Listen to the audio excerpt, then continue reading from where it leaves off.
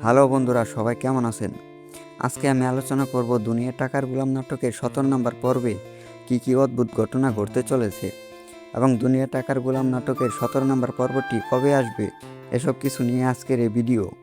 তো বন্ধুরা, দুনিয়ার টাকার গোলাম নাটকের 16 নম্বর পর্বের শেষে আমরা দেখি শেহজাদ খান তার মেয়েকে উদ্ধার করতে হসপিটাল থেকে চলে যায় এবং সেই সূত্র ধরে দুনিয়ার টাকার গোলাম নাটকের 17 নম্বর পর্বের শুরুতে আমরা দেখতে পারবো দাউদ খান লকার নাম্বার 92 এর জন্য ফ্রেয়াকে কিডন্যাপ করে আটকে রাখে এবং শেহজাদের কাছে মুক্তিপণ দাবি করে লকার নাম্বার 92।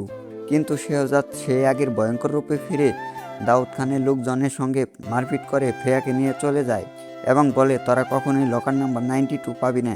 অন্যদিকে দেখতে পারবো ঋতু অনেকটাই ভেঙে পড়বে গোলামকে না পেয়ে এবং আরও দেখতে পারবো শেহজাদ এবং ফাতেমার আবার মিলন হবে।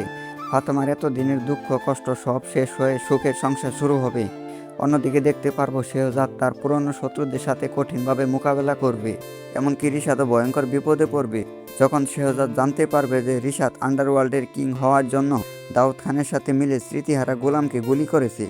তো বন্ধুরা, এই ছিল দুনিয়ার টাকার গোলাম নাটকের 17 নম্বর পর্বে ঘটে যাওয়া কিছু ঘটনা এবং আগামী রবিবার দুপুর 12টায় প্যাঙ্কিং এন্টারটেনমেন্ট ইউটিউব চ্যানেলে দুনিয়ার টাকার গোলাম নাটকের 17 নম্বর পর্বটি আপলোড করা হবে।